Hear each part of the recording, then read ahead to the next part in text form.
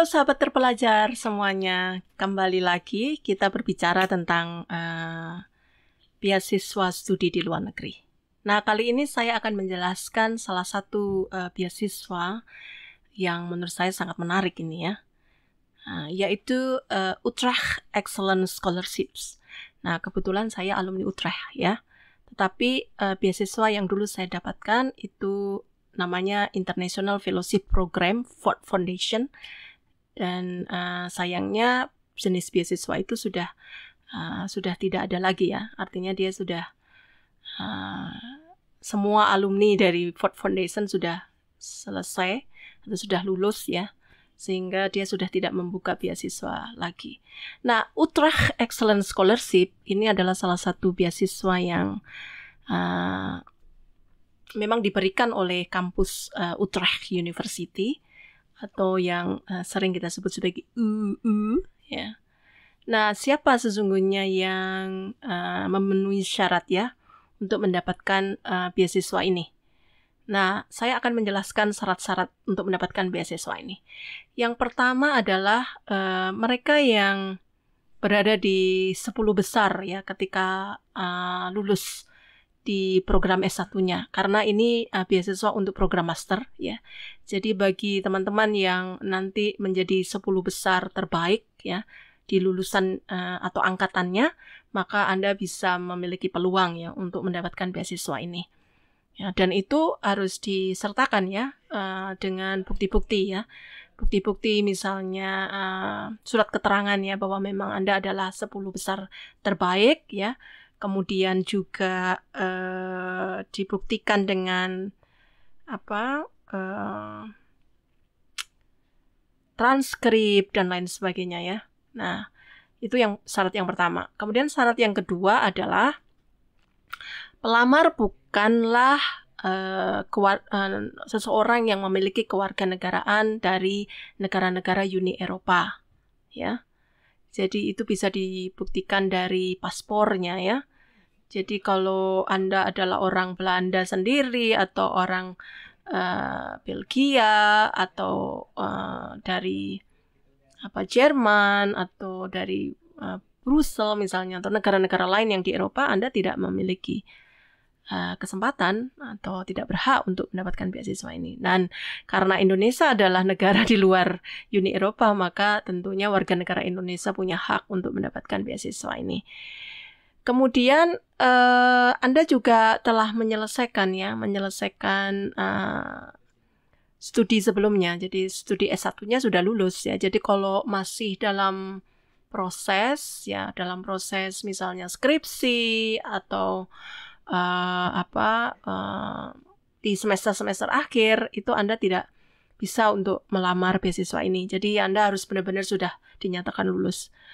Kemudian beasiswa ini biasanya dimulai per September 2000. Jadi kalau tahun ini per 1 September 2021 itu mahasiswanya akan mulai studi. Jadi mahasiswa yang mendapatkan beasiswa ini akan memulai studinya, ya. Tetapi kalau melamarnya itu biasanya itu paling terakhir di bulan Januari. Jadi kalau misalnya Anda mau berniat untuk melamar beasiswa ini tahun depan, jadi bulan-bulan sekarang ini Anda sudah mulai harus mencari tahu syaratnya dan kemudian berusaha untuk memenuhi syarat-syarat itu, ya. Jadi saya sarankan ya kalau mau melamar tahun depan ya tahun ini syarat-syaratnya juga harus sudah dikejar begitu ya.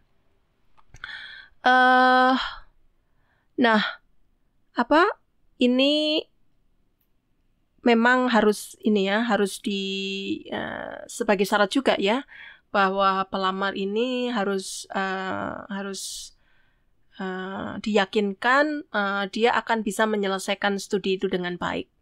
Oleh karena itu biasanya ditunjang dengan referensi ya yang mendukung tentang bagaimana sesungguhnya kemampuan akademik yang bersangkutan, kemampuan menulis yang bersangkutan, kemampuan presentasi yang bersangkutan selama dia menempuh S1. Jadi oleh karena itu menjadi bagian yang tak terpisahkan ya bagi juri untuk mempertimbangkan Anda sebagai orang yang berhak, maka kemampuan-kemampuan itu harus sudah mulai Anda pelajari, dan skill ya, keterampilan itu Anda menjadi bagian dari kualifikasi yang Anda miliki ya. Nah, itu butuh proses dan butuh belajar. Nah, apa sih sebenarnya beasiswa yang didapat? Maksudnya jenis beasiswanya seperti apa? Jadi ini ada dua macam ya, Utrecht Excellent Scholarship ini. Jadi ada yang hanya mendapatkan tuition fee. Jadi ini yang sering kita sebut sebagai partly scholarship. Jadi universitas itu hanya membiayai biaya studinya, tetapi dia tidak membiayai biaya hidupnya. Nah, mungkin bagi orang-orang yang orang tuanya cukup mampu, ya beasiswa ini mungkin menjadi salah satu alternatif. Setidak-tidaknya sekolahnya gratis seperti itu ya. Tetapi biaya hidup masih harus ditanggung oleh keluarga. Atau jenis yang kedua, ya, jadi dia mendapatkan tidak hanya beasiswa berupa tuition fee, tetapi juga mendapatkan tunjangan hidup sebesar 11.000 euro. Nah, ini juga lumayan ya, lumayan besar ya. Jadi itu sangat-sangat membantu ya, sangat-sangat membantu. Nah, ada kalanya memang beasiswa ini ya mungkin yang bersangkutan menambah sedikit ya dari, jadi misalnya kalau 11.000 ya, 11.000 euro tadi untuk biaya hidup selama 1 tahun ya, kalau programnya 1 tahun itu menurut saya sangat cukup ya, sangat cukup. Jadi kalau dulu saya misalnya mendapatkan beasiswa per bulan itu 900 sampai 1.000 euro per bulan ya. Jadi kalau Anda mendapatkan 11.000 untuk 12 bulan ya, saya kira itu cukup ya. Itu bahkan mungkin Anda bisa menabung ya. Jadi kalau 900 euro itu saya bisa menabung per bulan 300 euro, jadi ya rata-rata biaya hidup di Eropa itu per bulannya 700 euro. Jadi kalau Anda mendapatkan 11.000 itu ya menurut saya sangat cukup sih ya. Tetapi mungkin Anda harus menanggung misalnya seperti asuransinya ya. Tapi sebenarnya kalau 11.000 sih bisa termasuk asuransinya, sudah tercover juga ya. Itu kan pandai-pandainya kita ya menghemat biaya hidup. Nah, ini ya, mereka yang bisa mendapatkan beasiswa ini adalah mereka yang usianya antara 20 sampai 25 tahun ya, ketika beasiswa itu dibuka ya. Jadi ini masih sangat-sangat muda sekali ya. Ini mungkin untuk S1 ya. Tapi biasanya kalau untuk S2 itu ya usianya antara 30 sampai 35 tahun itu maksimal ya. Nah, ini syarat usia. Ya.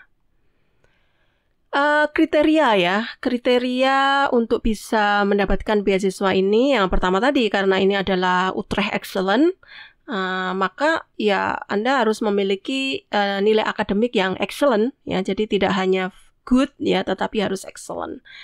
Ya, harus di atas rata-rata ya tadi. Makanya harus 10 besar terbaik tadi itu ya. Kemudian kalau misalnya Anda nanti itu misalnya memilih field study-nya adalah field study yang memang promising ya. Jadi memang menjanjikan begitu. Ya, field study yang memang sangat-sangat penting nanti ketika Anda kembali di negara Anda. Nah, itu kan nanti akan tercermin di dalam motivation letter yang Anda buat. Jadi kenapa Anda memilih jurusan itu dan apa sih sesungguhnya gagasan Anda ke depan ya ketika Anda selesai atau ketika Anda nanti telah menyelesaikan studi itu. Nah, itu kan nanti Anda bisa tuliskan itu di motivation letter biasanya. Kemudian juga ditunjang dengan itu tadi ya, nilai transkrip, kemudian nilai tes ya, tes itu misalnya IELTS ya atau TOEFL ya. Kemudian contoh contoh penulisan yang pernah dihasilkan ya. Jadi kalau mahasiswa yang sudah melatih skill menulisnya dengan baik, ketika melamar beasiswa seperti ini, ya Anda sudah siap untuk memberikan contoh ini loh, contoh tulisan yang pernah saya buat. Nah, itu akan menjadi satu pertimbangan yang sangat penting buat juri untuk menentukan apakah Anda memang orang-orang yang dikehendaki oleh mereka ya. Dan juga rekomendasi, surat rekomendasi dari dosen pembimbing atau dosen yang mengenal Anda, bagaimana kualifikasi Anda sesungguhnya. Ini sangat menunjang ya referensi ini. Dan ini nih ya, ada skill-skill lain yang akan menunjang juga ya. Misalnya Anda pernah ikut pelatihan interculture and communication skill. Jadi selama studi S1 Anda pernah ikut pelatihan-pelatihan semacam itu dan Anda punya sertifikatnya, itu akan menunjang. Ya, kemudian personal motivation ya, academic content-nya itu juga sangat menunjang. Jadi apa pelatihan-pelatihan atau skill-skill yang pernah Anda peroleh ketika S1 ya, sertifikatnya harus disimpan ya, karena itu akan menunjang sekali nanti ketika Anda melamar beasiswa semacam ini ya. Jadi ketika Anda aplikasi program beasiswa seperti ini ya, Anda harus pelajari betul form aplikasinya dan Anda harus menulis selengkap-lengkapnya. Jangan sampai Anda skip ya pertanyaan-pertanyaan yang Anda kelihatannya tidak terlalu suka, kemudian mengisi, kemudian Anda skip. Nah, itu juga akan menjadi catatan tersendiri ya. Jadi kalau memang Anda punya niat yang sungguh-sungguh ya, maka aplikasinya juga harus benar-benar dikerjakan dengan sungguh-sungguh. Jadi saya kira jangan menutup diri ya untuk bertanya kepada mereka yang sudah berpengalaman. Apakah sekedar mereview aplikasi Anda, mereview motivation letter Anda ya, itu akan sangat-sangat bermanfaat ya, supaya yang Anda tulis itu benar-benar yang mereka sukai gitu, sehingga mereka jatuh cinta kepada Anda ya. Nah, itu syarat-syaratnya. Biasanya nilai IELTS ya atau TOEFL itu antara 90 kalau IBT ya, IBT itu antara 95 sampai 100 IBT-nya. Ya, itu syarat minimal. Kalau TOEFL biasanya 550, ada yang meminta 575. Ya, oleh karena itu, apakah itu mungkin buat mahasiswa Indonesia? Sangat mungkin. Jadi asalkan Anda benar-benar mempersiapkannya dengan sungguh-sungguh, saya kira nilai TOEFL itu bisa Anda raih. Ya. Nah, saya kira itu untuk beasiswa Utrecht Excellence Scholarship. Mudah-mudahan Anda memasukkan beasiswa ini sebagai salah satu list yang Anda impikan ya, sehingga suatu saat nanti Anda punya kesempatan untuk belajar di Utrecht University. Ya. Selamat bermimpi. Sampai ketemu lagi.